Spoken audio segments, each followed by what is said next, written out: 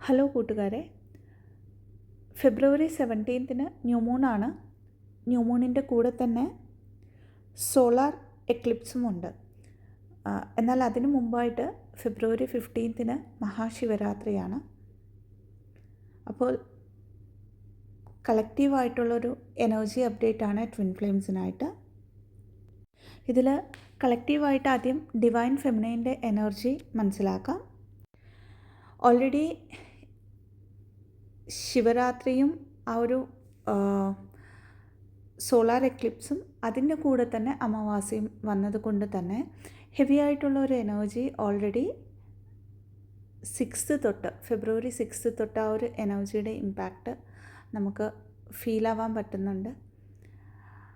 ഇതിൽ മേജറായിട്ട് എടുത്തു പറയാനുള്ള ഒരു കളക്റ്റീവായിട്ടുള്ള എനർജി എന്ന് പറഞ്ഞാൽ ഹെവി പേർജിങ് ആണ്. ഹാർട്ട് ചക്ര പെയിൻ കളക്റ്റീവായിട്ട്, സബ് കോൺഷ്യസ് മൈൻഡിലുള്ള ഹിഡൻ ആയിട്ടുള്ള പലതരത്തിലുള്ള വൂൺസ്, അത് ഇൻ പെർട്ടിക്കുലറായിട്ടും ഇന്നർ ചൈൽഡ് റിലേറ്റഡ് ആയിട്ടുള്ള ബ്ലോക്കേജസും ഇന്നർ ചൈൽഡ് റിലേറ്റഡ് ആയിട്ടുള്ള വൂൺസും സർഫേസിൽ വരുന്നു അല്ലെങ്കിൽ വന്നുകൊണ്ടിരിക്കുന്ന ഒരു സമയമാണ്.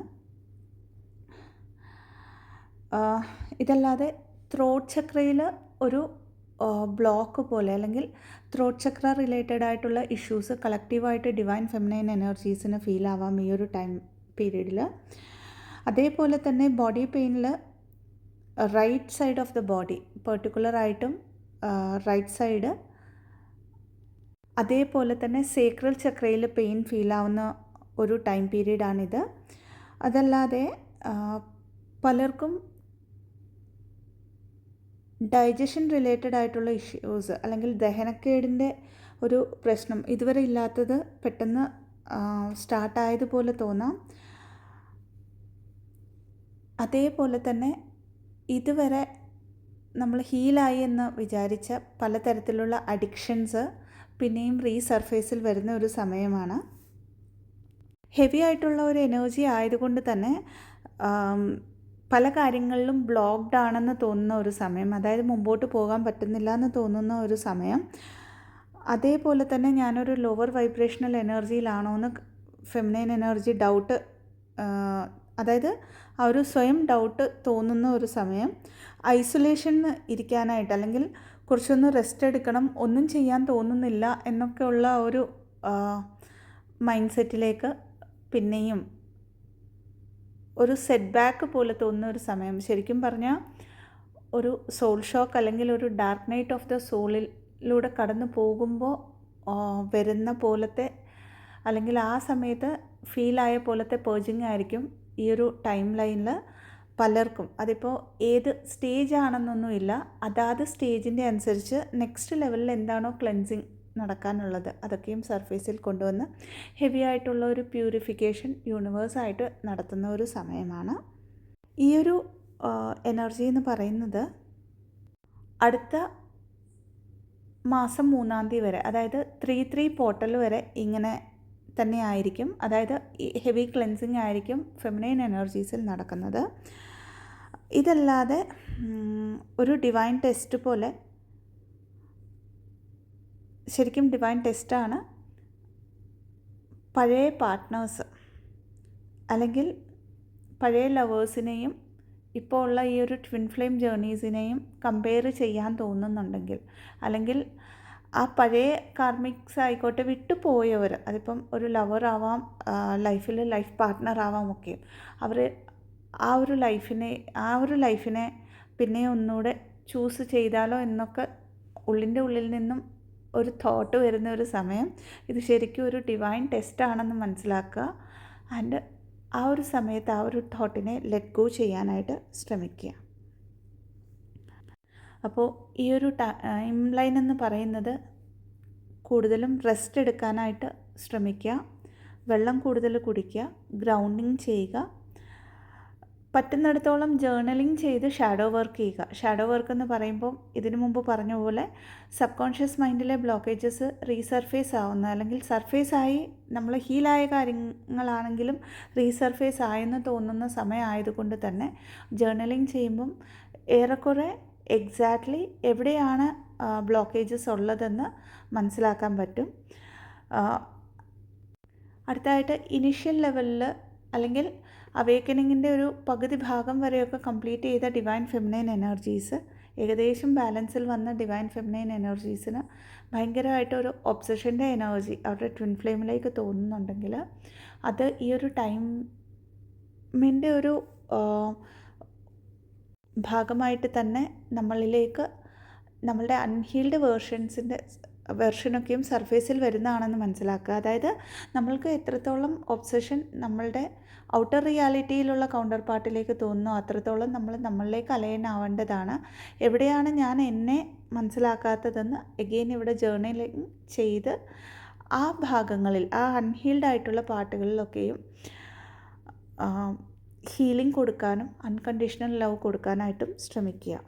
അപ്പോൾ 3rd മാർച്ച് വരെയും ഏകദേശം കളക്റ്റീവായിട്ടുള്ള എനർജി ഇങ്ങനെ ആയിരിക്കുമെന്ന് പറഞ്ഞു. ഒരു 1st മാർച്ചൊക്കെ കഴിയുമ്പോഴത്തേക്ക് കുറച്ചൊന്ന് ഈ ഒരു ഇൻറ്റൻസ് ആയിട്ടുള്ള എനർജീൻ്റെ ഒരു ഇത് കുറയും നമ്മൾക്ക്. ആ സമയത്ത് ഡിവൈൻ ഫെമിനൈൻ എനർജിക്ക് പലതരത്തിലുള്ള ഹെവി ഡൗൺലോഡ്സ് കിട്ടാൻ പോകുന്ന ഒരു സമയം. അത് അവരുടെ പേഴ്സണൽ ലൈഫിനെ കുറിച്ചാവാം, അവരുടെ ട്വിൻ ഫ്ലെയിം ജേർണീനെ കുറിച്ചാവാം, അവരുടെ പർപ്പസിനെ കുറിച്ചാവാം, അതല്ലെങ്കിൽ കളക്റ്റീവായിട്ടുള്ള അവർ ഹെൽപ്പ് ചെയ്യാൻ വന്ന ഹ്യൂമാനിറ്റിക്ക് വേണ്ടിയിട്ടുള്ള ഏതെങ്കിലുമൊക്കെ ഡൗൺലോഡ്സ് ഹെവി ആയിട്ട് കിട്ടുന്ന ഒരു സമയമായിരിക്കും ഈ ഒരു ടൈം ലൈൻ കഴിയുമ്പം. അടുത്തതായിട്ട് ഇല്യൂഷൻസിനെ ബ്രേക്ക് ചെയ്യാനും ഡിസോൾവ് ചെയ്യാനും ആയിട്ടുള്ള ഒരു പവർ നാച്ചുറലി ഫെമിനൈൻ എനർജീസിൻ്റെ ഉള്ളിൽ വരും. അടുത്തതായിട്ട് എക്സ്പ്രഷൻ, അതായത് ഓഫ് കോഴ്സ് ഒരു ഡിവൈൻ ഫെമിനൈൻ്റെ എനർജിയിലുള്ള ഏറ്റവും വലിയ ക്വാളിറ്റികളിലൊന്ന് അവരുടെ എക്സ്പ്രസീവ് നേച്ചർ തന്നെയാണ്. ആ ഒരു എക്സ്പ്രഷനിലേക്ക് ഫുൾ ഫ്ലെഡ്ജ് ആയിട്ട് വരാൻ പറ്റും. അതായത് ഒരു പക്ഷേ സോൾ പർപ്പസ് തുടങ്ങി വെച്ചിട്ട് അത് എവിടെയെങ്കിലുമൊക്കെ ബ്ലോക്ക്ഡ് ആണെന്നോ അല്ലെങ്കിൽ ഹോൾഡിലൊക്കെ ആണെങ്കിൽ അതിലേക്ക് ഫുൾ ഫ്ലെഡ്ജ്ഡ് ആയിട്ട് ഡിവൈൻ ഫെമിനൈൻ എനർജിക്ക് വരാൻ പറ്റുന്ന ഒരു സമയമാണ് മാർച്ച് മുതൽ. അതല്ലാതെ അവർക്ക് വേണ്ടി ഒരു സ്റ്റാൻഡ് എടുക്കാൻ അതേവരെ ത്രോട്ട് ചക്ര ബ്ലോക്ക്ഡൊക്കെ ആയിരുന്നെങ്കിൽ അവിടെ നിന്ന് തൊട്ട്, അതായത് ഏകദേശം മാർച്ച് തൊട്ട് അങ്ങോട്ട് നോ പറയേണ്ടടുത്ത് നോ പറയാനും ബൗണ്ടറീസ് സെറ്റ് ചെയ്യാനും ഫെമിനൈൻ എനർജി പഠിക്കാൻ പോകുന്ന അല്ലെങ്കിൽ പഠിക്കുന്ന ഒരു സമയമാണ്. ഇതൊക്കെയും അവരവരുടെ ജേർണിയുടെ ഏത് സ്റ്റേജിലാണോ അതിൻ്റെ അനുസരിച്ച് നിങ്ങൾക്ക് റെസൊനേറ്റ് ചെയ്യാവുന്നതാണ്. ആൻഡ് ഏറ്റവും മെയിനായിട്ടുള്ള ഒരു കാര്യമെന്ന് പറയുന്നത് ഈ ഒരു ടൈം പീരീഡ് കഴിയുമ്പോൾ ഫെമിനൈൻ എനർജീൻ്റെ ലൈഫിൽ ഒത്തിരി ഓപ്പർച്യൂണിറ്റീസ്, ഡിവൈൻലി അലൈൻഡ് ആയിട്ടുള്ള പാർട്ട്ണർഷിപ്സ്, അതിപ്പം സോൾ ഫാമിലി ആവാം, അല്ലെങ്കിൽ അവരുടെ പേഴ്സണൽ ലൈഫിൽ അവരുടെ പർപ്പസിനെ ഹെൽപ്പ് ചെയ്യാനായിട്ടുള്ള സോൾ ഫ്രണ്ട്ഷിപ്സ് ആവാം, അല്ലെങ്കിൽ ബിസിനസ്സൊക്കെ ആണെങ്കിൽ അത്രയും വലിയൊരു കൊളാബറേഷൻസൊക്കെ അവരുടെ ലൈഫിലേക്ക് വരാൻ പോകുന്ന ഒരു സമയം. സോ ഈ സമയത്ത് ഈ ഒരു ടൈം പീരീഡിൽ മൈൻഡ് ഒത്തിരി ആക്റ്റീവായിരിക്കും. എത്ര മെഡിറ്റേഷൻസൊക്കെ ചെയ്താലും പലപ്പോഴും മൈൻഡിനെ മേ ബി ഒരു കാമാക്കി വെക്കാനൊന്നും പറ്റില്ലായിരിക്കാം ആ ഒരു ടൈം പീരീഡ്, ആ ഒരു എനർജി, ഇൻറ്റൻസ് എനർജി കാരണം. സോ ഇവിടെ എല്ലായ്പ്പോഴും സറണ്ടർ ചെയ്യുക എന്നുള്ളതാണ് പ്രത്യേകിച്ച് ഒരു ഗൈഡൻസ് എടുത്ത് പറയേണ്ടിയിരിക്കുന്നത്, ചാനലിംഗ് ആയിട്ട് വന്നിരിക്കുന്നത്. സറണ്ടർ ചെയ്യുക, നിങ്ങളുടെ വേദനകളെ സറണ്ടർ ചെയ്യുക, നിങ്ങളുടെ പേർജിങ്ങിനെ സറണ്ടർ ചെയ്യുക, നിങ്ങളുടെ ഫീലിങ്സിനെ, നിങ്ങളുടെ ഇമോഷണൽ ബ്ലോക്കേജസിനെ ആ ഒരു യൂണിവേഴ്സിൻ്റെ മുമ്പിൽ സറണ്ടർ ചെയ്തുകൊണ്ട് ഹീലിങ്ങിൽ ശ്രദ്ധിക്കുക എന്നുള്ളതാണ് ഗൈഡൻസ്. ഇനി കളക്റ്റീവായിട്ടുള്ള മസ്കുലൈൻ എനർജീൻ്റെ ഒരു എനർജി അപ്ഡേറ്റ് എന്ന് പറയുന്നത് അവരുടെ external world, 3D world collapse ആവാൻ സ്റ്റാർട്ടായിരിക്കുന്ന ഒരു സമയം. എന്നാലും അതിനെയൊക്കെയും കൺട്രോൾ ചെയ്യാൻ അല്ലെങ്കിൽ കൺട്രോളിങ് ഇഷ്യൂസിൽ മസ്കുലൈൻ എനർജി വർക്ക് ചെയ്യുന്ന ഒരു സമയം. അവരുടെ ലൈഫിൽ എന്തൊക്കെയോ മാറ്റങ്ങൾ വരാൻ പോകുന്നു എന്ന് ഇൻറ്റ്യൂട്ടീവ്ലി മസ്കുലൈൻ എനർജിക്ക് ഡൗൺലോഡ്സ് കിട്ടുന്ന ഒരു സമയം. അതായത് സ്പിരിറ്റ് ഗൈഡ്സും യൂണിവേഴ്സും അവരുടെ ആ ഒരു പാത്തിൽ അക്യുറേറ്റ്ലി ഗൈഡ് ചെയ്യുന്നുണ്ട്. അതിനെ അക്സെപ്റ്റ് ചെയ്യുകയും മുമ്പോട്ട് പോവുകയും ചെയ്യുകയാണ് കളക്റ്റീവ്ലി മസ്കുലൈൻ എനർജീസ് ഈ ഒരു ടൈം ലൈനിൽ.